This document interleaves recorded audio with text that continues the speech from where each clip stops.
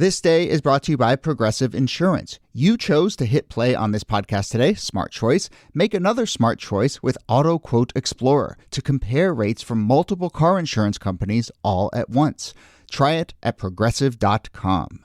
Progressive Casualty Insurance Company and affiliates, not available in all states or situations. Prices vary based on how you buy. Hello and welcome to This Day, a history podcast from Radiotopia. My name is Jody Abergan.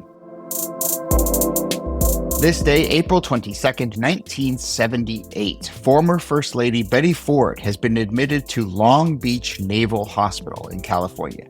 She and her husband are in the facility, and out front, in front of cameras and reporters, a spokesperson reads a statement from her that says, quote, "I have found I am not only addicted to the medication I have been taking for my arthritis, but also to alcohol." We want to thank our listener, Adam, for suggesting we do this story. This is the moment that Betty Ford enters a rehab center and, perhaps more importantly, decides to tell the world about it and open up about it, because it is hard to overstate how rare and significant this kind of public admission was in 1978. These kinds of addictions simply weren't talked about in typical circles. But Betty Ford was no typical public figure. We will talk about her addiction, but this is also a chance to get to know a really fascinating character, a first lady known for her candor, for sharing her emotions and personal life, and this moment certainly fits into that larger story. So, here to discuss, as always, Nicole Hemmer of Vanderbilt and Kellie Carter-Jackson of Wellesley. Hello there. Hello, Jody. Hey there. Before we get into getting to know Betty Ford, do you have thoughts on that larger context of just how much, especially for the generation that she comes from, both alcoholism was a real problem, but also just something not discussed for that post-war generation? It was a huge problem. I mean, I hate to take it right to Mad Men, but that level of drinking, that idea that you would drink over lunch, particularly in like upper middle class white society, you would have a cocktail before dinner and maybe you would have a cocktail after dinner.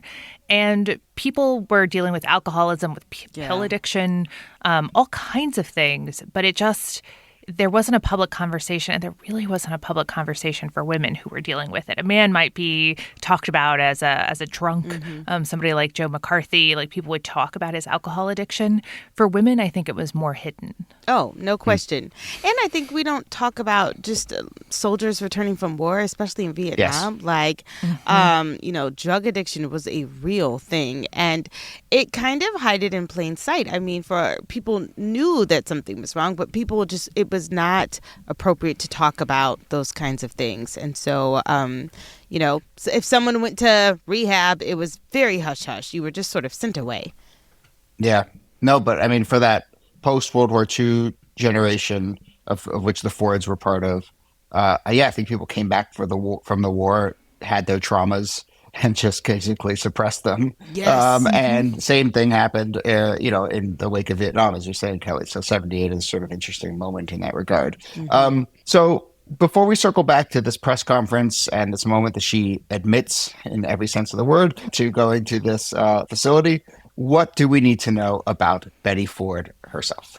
Betty Ford is a very interesting character. I mean, she is born in Chicago. She's sort of this short, brown-haired, blue-eyed woman, full of life, full of candor. She starts out as a dancer, actually. She trained to be a dancer. She wanted to be a model. Some of that works out for her. Some of it doesn't. When she sort of comes into her adulthood, she realizes that, okay, I want to teach my own dance group. I want to form my own dance group.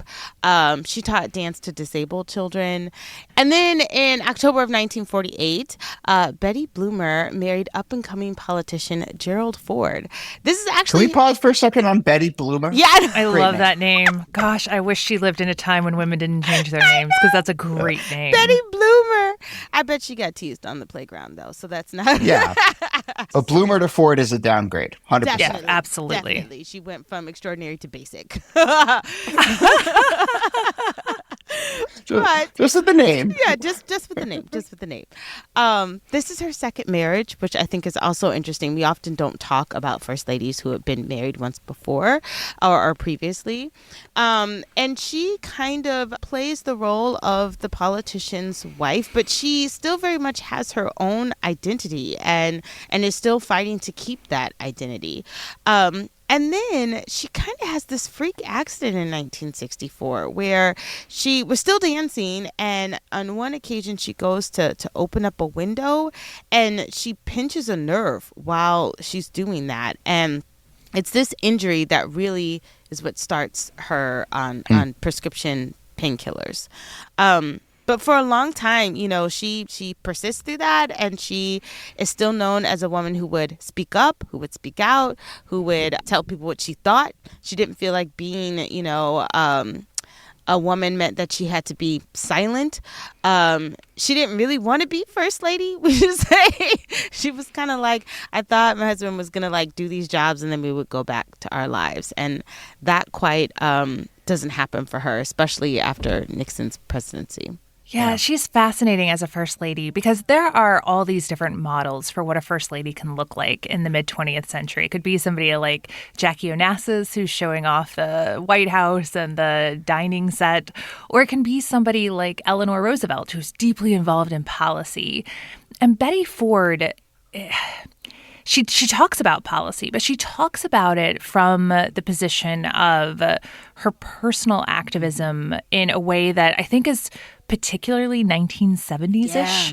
Like she's a feminist, and that idea of the personal being political is something that I think you see in the issues that she chooses to speak out about, particularly like the role of women, abortion, access to contraception. Like she is not only interested and an advocate for those issues, but she's also leaning on her husband, being like, vote correctly on these things. Get it things. together. Yeah.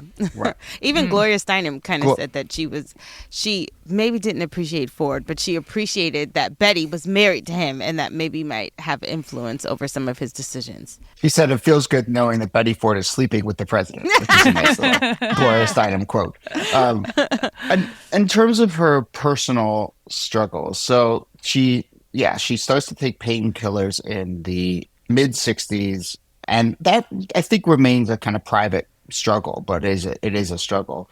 But there is, prior to this moment we're marking now, where she really shares her addiction to painkillers and alcohol, which is the specific thing she went in for. She does share a personal struggle in the fall of 1974 when she talks about how she had breast cancer surgery, and it really leads thousands of women to, get checkups and examinations. But I mean, that's a kind of really remarkable moment. She gives an address outside of the hospital, but it kind of sets, I think, a tone for her opening up and having this sort of relationship with American women. It does prefigure this moment because breast cancer, too, was something that people just didn't talk a lot about. In fact, they didn't talk about cancer more generally. There would be women who died of cancer who never even told their families they were struggling with it.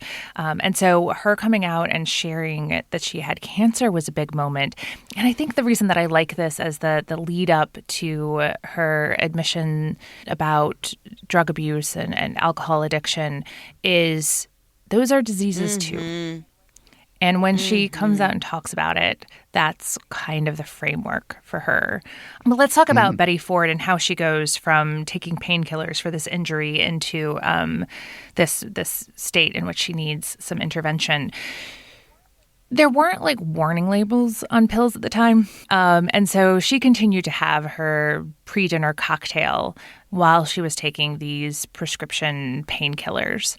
And the combination of that is probably what triggered this addiction as it would grow over the course of the 1970s. And it's really in the 1970s that she is struggling with it in a really visible way, in part because the White House doctor is prescribing her all kinds of pills.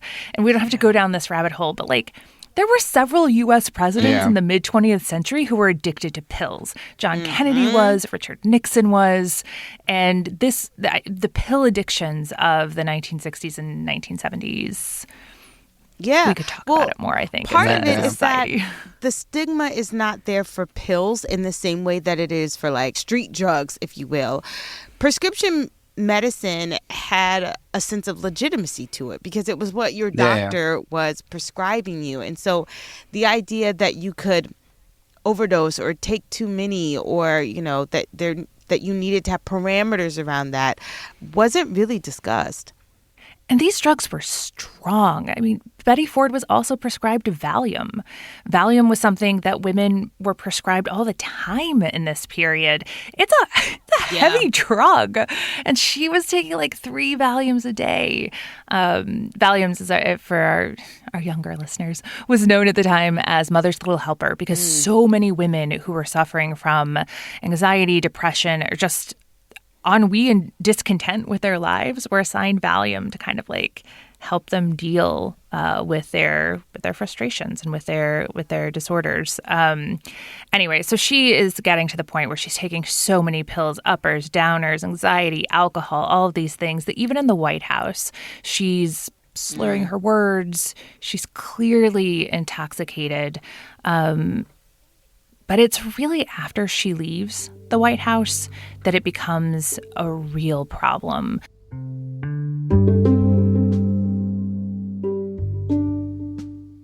Radiotopia is proud to welcome a new show called Proxy, hosted by Yowei Shaw, a brilliant podcast host and reporter who you may know from NPR's Invisibilia. On her new show, Proxy, Yowei tackles your niche emotional conundrums, the kind where you are having trouble getting answers because no one in your life can relate, or maybe because the one person you wish you could talk to won't or can't. Look, we've all been there. We have felt alone with a problem, but what if you had your own personal investigative journalist scouring the world for the perfect stranger who gets it? This is such an exciting new show. Think of it as emotional investigative journalism. And it continues to mean that Radiotopia is the home for some of the most interesting and ambitious audio makers on the planet. Yowei definitely qualifies. So check it out, Proxy with Yowei Shaw. Subscribe wherever you get your podcasts. New cases every other Tuesday.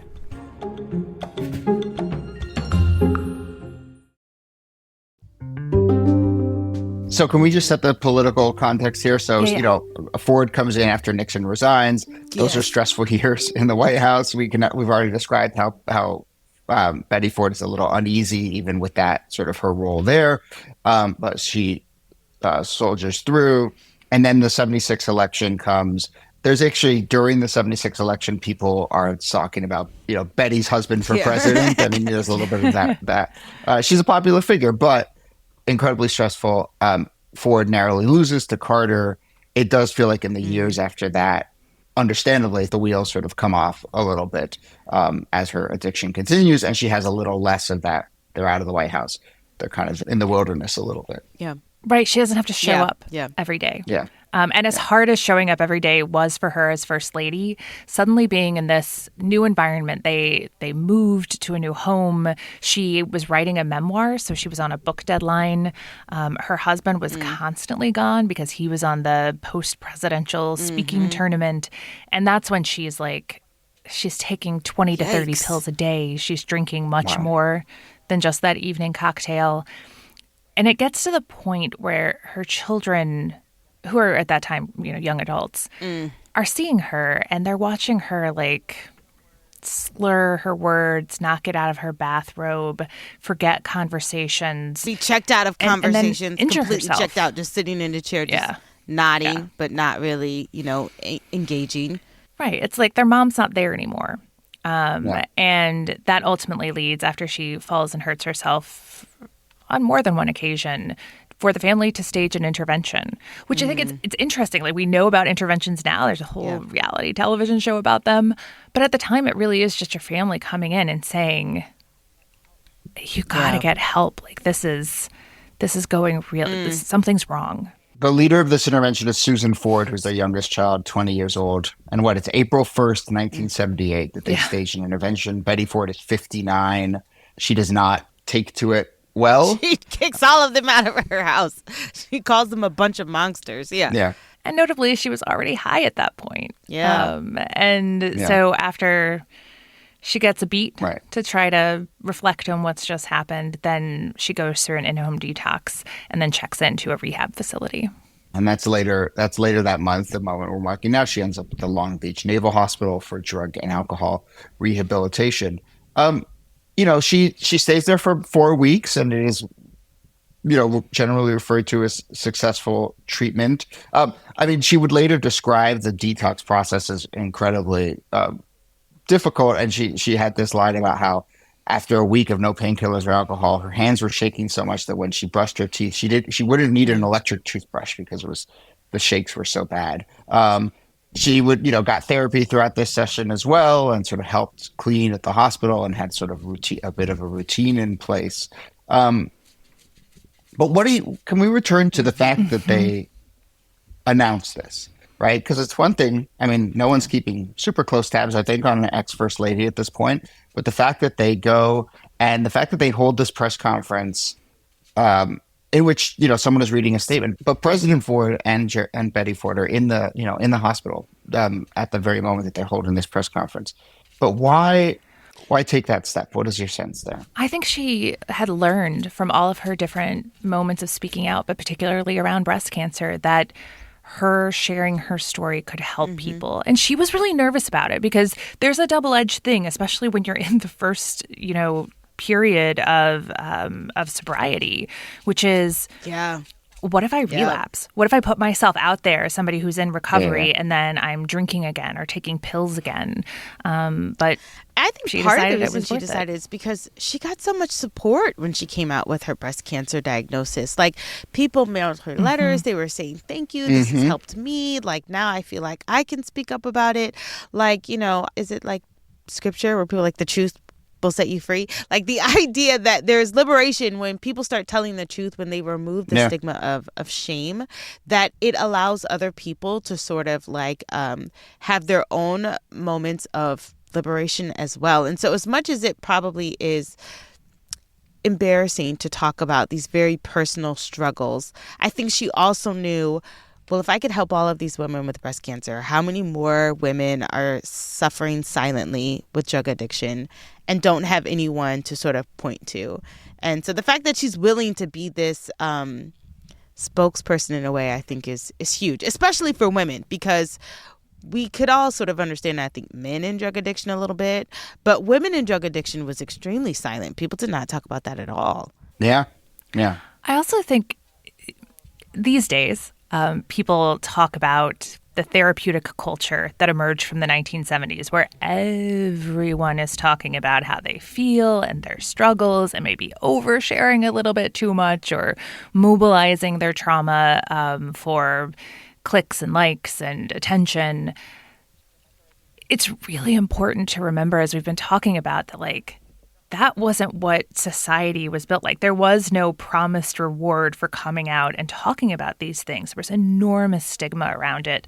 And so as that therapeutic culture is emerging in the 1970s, as some of that shame is starting to be peeled away from these issues, that was freeing. It was liberating for people. You don't get a notable shift in culture if you don't have a dominant culture. And so, the fact, yes, a lot of people are talking about their feelings in this era, but that's because that's so new. That's why it's notable. But she continues to be very open about this. There's no full recovery from this. And she writes in her books about her fear of relapse. And she writes candidly in a book that comes out in the 80s about the kind of struggle in her during the month in the hospital, but also just in the wake of that.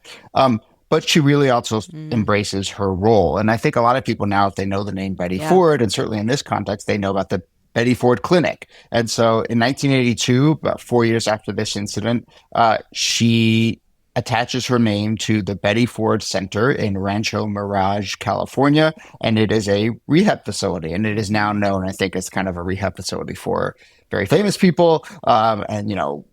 Liza Minnelli, Johnny Cash, Mary Tyler Moore, a ton of people have gone to the Betty Ford Clinic over the years. And she was a little reluctant to add her name to that because, Kellie, to your point, she was like, well, what if I relapse, even years later. But I think she came to realize how important it was to start this facility and attach her name. Relapse is a part of recovery. Yeah, I mean, they do exactly. tell you that. So it doesn't mean that you're a failure. And I think that I think her just taking the lead on that has been her legacy. I mean, when I think of Betty Ford, actually, that's the first thing I think of is the Rehabilitation Center. I don't really think of her as a first lady. Maybe that sounds bad, or maybe that's how she'd prefer it, Yeah. But I think that legacy has really sort of changed the way that we have thought about her, especially outside of her being a first lady. Yeah. I also just want to talk about how remarkable she is. This Betty Ford clinic, 100,000 people have been helped by coming through it. But also she was changed by her work with all of these people who were dealing with drug and alcohol addiction. She was able to understand better the HIV/AIDS crisis at a moment when a lot of people weren't willing to understand it, or who were too scared of it, or when the Republican Party was moving against LGBTQ rights. And so she becomes this very outspoken advocate for gay rights as well. She calls for same-sex marriage. She supports employer rights. She supports worker rights for gay and lesbian people. So there's a career, just to your point, Kellie, that continues to happen of activism in these years after her time as First Lady. And that honesty. I think people appreciate honesty. Someone who will shoot straight, who will tell it like it is. And she was funny, when they asked her, she's like, reporters ask me everything. They'd ask me how much, I slept with my husband. And if they did, I'd answer as often as possible. That's right. Jerry Ford could get it. Yeah. So in 91, she gets the Presidential Medal of Freedom, and President George H.W. Bush talks about her, quote, selfless, strong, and refreshing leadership on a number of issues. She died in 2011, but really remarkable life. I'm really glad we got to this episode. Thank you again to listener Adam for suggesting that we talk about this, and I'm sure we will mention Betty Ford going forward. I want to know a little bit more about her dance career. Mm-hmm. I'm very fascinated by that. Also, terrified by the fact that you can pinch a nerve while opening a window. Ooh, not touching a window again. Nope, new fear unlocked. We're all reaching that age. Oh my God. Go on that. If a window doesn't take you down, a sneeze will. I know. Nicole Hemmer, thanks to you as always. Thank you, Jody. And Kellie Carter-Jackson, thanks to you. My pleasure.